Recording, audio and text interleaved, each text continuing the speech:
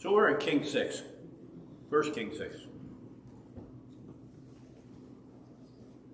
Solomon is going to start building the temple.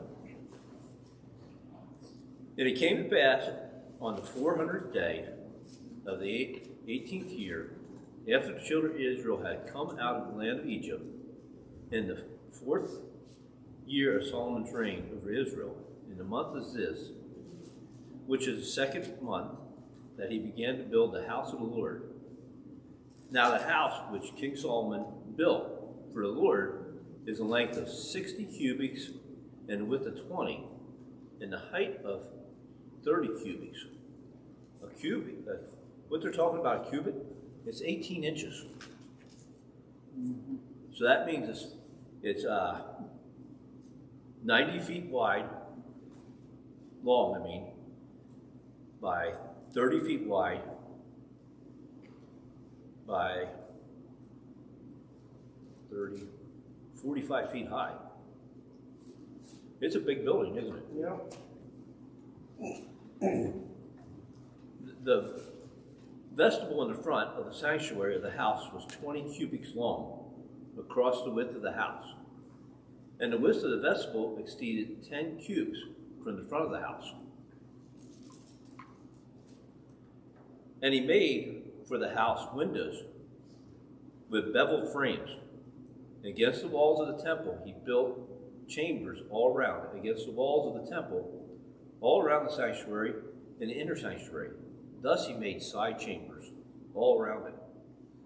The lowest chamber was 5 cubits wide, and the width was 6 cubits wide, and the third was 7 cubits wide, for he made narrow lenges around the outside of the temple, so that the support beams would not be fastened into the walls of the temple.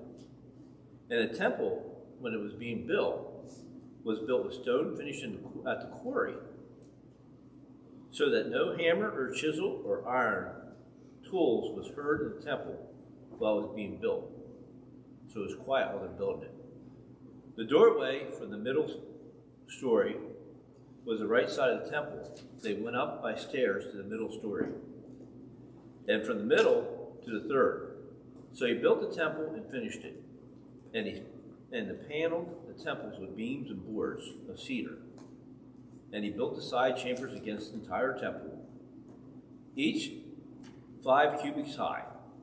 They were attached to the temple with cedar beams. Then the word of the Lord came to Solomon, saying, so right now, God gave him all the information on how big the building is supposed to be and all that. But now he's going to give him some more. Which you are building, and to walk in the statute, exceed my judgment. Keep all my commandments and walk in them, that I will perform my words which I have spoken to your father David. And I will dwell among the children of Israel, and will not forsake my people Israel. So Solomon built the temple and finished it. Then he built inside walls of the temple with cedar boards from the floors of the temple to the ceiling, the panels inside and out of the wood, and covered the floors of the temple with planks and cypress. Then he built 20 cubic rooms at the rear of the temple for the floor of the ceiling with the cedar boards. He built it inside as the inner sanctuary of the most holy. And in front of the temple sanctuary was 40 cubits long. The inside of the temple was cedar carved with ornamental buds and open flowers, all with cedar. There was no stone to be seen. And he prepared the inner sanctuary inside the temple to set the Ark of the Covenant of the Lord there. The inner sanctuary was 20 cubits long, 20 cubits wide, and 20 cubits high. He overlaid it with pure gold and overlaid the altar of the cedar. So Solomon overlaid the inside of the temple with pure gold. He stretched gold chains across the front of the inner sanctuary and overlaid it with gold. The whole temple he overlaid with gold until he finished the whole temple. Also, he overlaid the gold the entire altar that was the inner sanctuary. Inside the inner sanctuary, he made 2 cherubs of olive wood, each 10 cubits high. One wing of the cherub was 5 cubes, and the other wing of the cherub 5 cubes, 10 cubes from the tip of one wing to the tip of the other. And the other cherub was 10 cubes. Both cherubs were the same size and shape. The height of the one cherub was 10 cubes, and so was the other. Then he set the cherubs inside the inner room of the sanctuary out of the wings of the cherubs, so that the wings of the one touched one wall, and the wings of the other cherub touched the other wall. And their wings touched each other in the middle of the room. He also overlaid the cherubs with gold. Then he carved all the walls of the temple all around both the inner and outer sanctuary with carved figures of cherubs, palm trees, and open flowers. And the flower temple was overlaid with gold, both inner. For the entrance, so he just gave us all the information on what the part was. They would do all the sacrifices and everything. Now this is the entrance way. The entrance in the inner sanctuary, he made doors of olive wood and lintel of doorposts.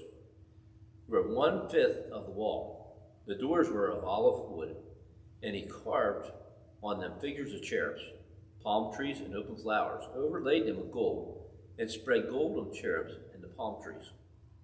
So for the door of the sanctuary, he also made doorposts of olive wood, 1/4 of the wall. And the 2 doors were of cypress wood. 2 panels comprised one folding door, and 2 panels comprised the other folding door. Then he carved cherubs, palm trees, and open flowers on them, and overlaid them with gold, applying evenly on the carved wood. And he built the inner court with 3 rows of hew stones and a row of cedar beams. On the 4th year of the foundation of the house, the Lord was laid in the month of Ziz. And in the 11th year, in the month of Bul, which is the 8th month, the house was finished, in all its details according to all its plans. So he was 7 years in building it. So Solomon, the Lord gave him all these plans, didn't he? He set everything right in front of him he had to do. He gave him the lengths, everything, how big he wanted stuff. You know, how do we relate this to our life? What now, if you go to 1 Corinthians 6:19, it says, "For do you not know that your body is the temple of the Holy Spirit who is in you, whom have you from God, and you are not your own? For you were bought for a price. Therefore glorify God in the body and in your spirit, which are of God." You know, our temple now is our body, isn't it? As God gave us the information we need for that, we have all the information we need right here in the Bible. You know how he set up Solomon for the temple and told him how to do everything he needed to worship in it? We have the same for our temple. And we need to be getting in our Bible and learning. As you look at it, God, since Christ wasn't here yet and passed away, they had to do their sacrifices. We don't have to no longer do the sacrifices. But we're supposed to be following the commandments too, aren't we? We're supposed to be trying to follow the law. But none of us ever will perfectly. So our temple is ourselves. And we have to realize how to build that. And the only way we're going to ever realize how to build that is by reading this. Yeah. Let's go to prayer.